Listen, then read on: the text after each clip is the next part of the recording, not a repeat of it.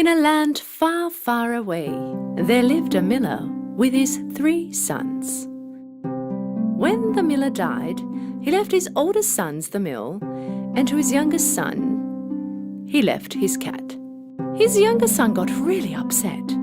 Unlike his brothers, it was almost impossible for him to get by with the will he had got. He looked at the cat and said to himself, "What can you do with a cat? You can't even eat it." But suddenly, something very unexpected happened. The cat answered back. "You're awfully wrong about me, sir. I can be much more valuable to you than you think." The young man was stunned to see the cat talking. He asked, stuttering, How's that possible? If you bring me an empty sack, a hat, and a pair of boots, I will show you how." With his surprise wearing off, the young man thought to himself, if this cat can talk, he sure might know something. All right, let's see what you can do. Young man brought everything the cat had asked for. The cat put the hat on, put his boots on, went to the mirror and looked at himself with pose, then put a bunch of lettuce along with 1 carrot in a sack and took off. When in the wood, he opened the sack and put it on the floor.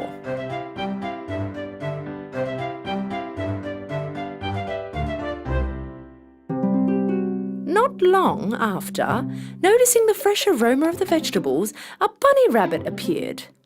In order to eat the lettuce and carrot, the bunny rabbit entered the sack. The cat then quickly ran to the sack, tightly tied it up, and trapped the bunny rabbit in there. Instead of taking the bunny rabbit to its owner, he took it to the castle and told the guards that he'd like to see the king. Seeing a talking cat that's wearing a hat and boots, the guards quickly took him to the king's presence.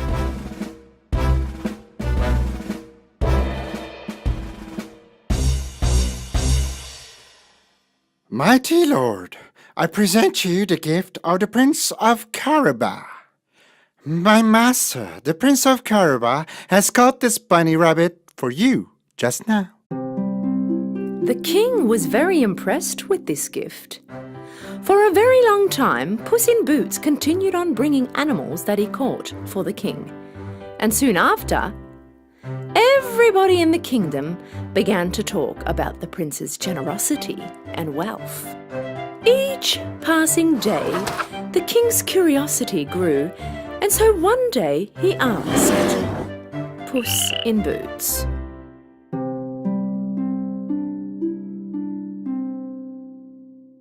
"Is your highness young?" "Oh, young and very handsome indeed." "Is he rich?" "Very rich, your highness. He would be honored to welcome you in his castle."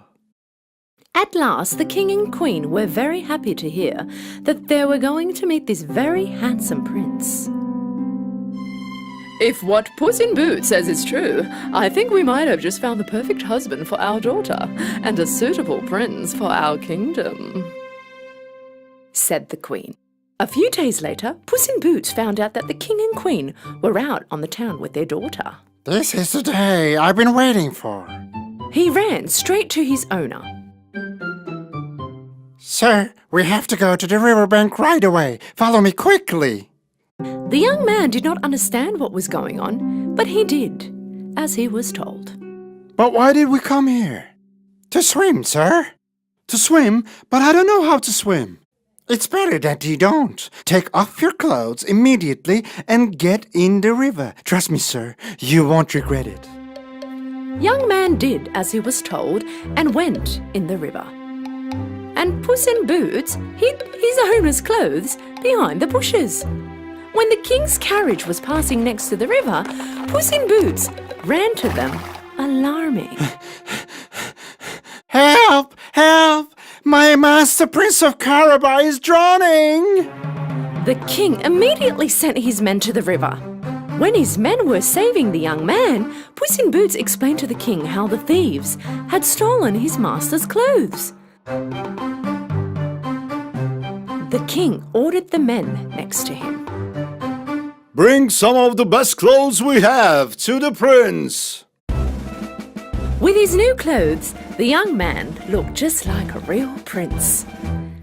When he was walking towards the king's carriage, the princess and the queen were watching him. The young man came next to the king and bowed before him. I can't thank you enough. My master, the Prince of Carabas, will be honored to host you in his castle, my king. I'll go now and prepare. Puss in Boots quickly ran off. The young man did not really understand why he was called the Prince of Carabas, but again he thought that Puss in Boots was up to something and kept silent. The princess immediately fell in love with this handsome prince. While running fast to a castle that belonged to a monstrous giant, Puss was yelling to the farmers that worked along the way. The king is approaching. If he asks, you will say that all this land belongs to the Prince of Carabas, or else he will punish you. Puss in Boots was running, and at the same time he was repeating the same to everyone he saw along the way. While the king's carriage passed along the way, everyone kept saying the same thing out of fear. The king was surprised that the prince owned such vast amount of land, but he was happy nonetheless. Meanwhile, Puss in Boots arrived to the giant's castle and knocked the door. The door opened with a big noise. When he saw a cat in boots with a hat, the giant was very surprised. When Puss in Boots started to talk, the giant was surprised even more. Good day, Your Highness. Who are you and what are you doing in my castle? Puss in Boots started to implement his plan. Well, let me put it to you this way, Your Highness. I am the king's loyal servant. The king has told me much about your amazing abilities on magic. Yes, that is right. For example, are you able to transform yourself into a huge lion? Sure I can. This is very easy for me. Using his amazing magic, the giant transformed into a huge lion. Puss in Boots got very frightened, of course, and jumped as high as he could. Okay. That's enough. The giant transformed back to his normal self. That was amazing. I bet it's impossible for you to transform into any small animal, though. I'm not sure. What do you say? Impossible? I can transform into any animal I want. Let me say... Can you transform into a small mouse? The giant was laughing so loud that Puss was having trouble staying in the same spot. And so the giant used his magical strength and transformed into a mouse. Seeing the giant transformed into a mouse, Puss quickly jumped on the mouse, and with a big bite, he got rid of the giant. Meanwhile, the king's carriage approached the giant's castle, and Puss quickly ran towards the king.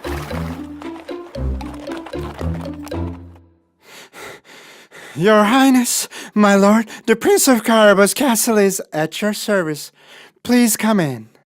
The king, queen, princess, and of course the young man gazed at the castle with admiration. While walking towards the castle, the queen asked the young man,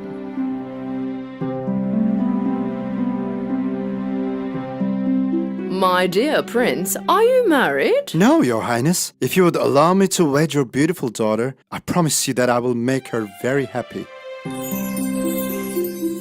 A huge feast was prepared at the giant's castle, and the prince and the princess got engaged. Soon after, they got married.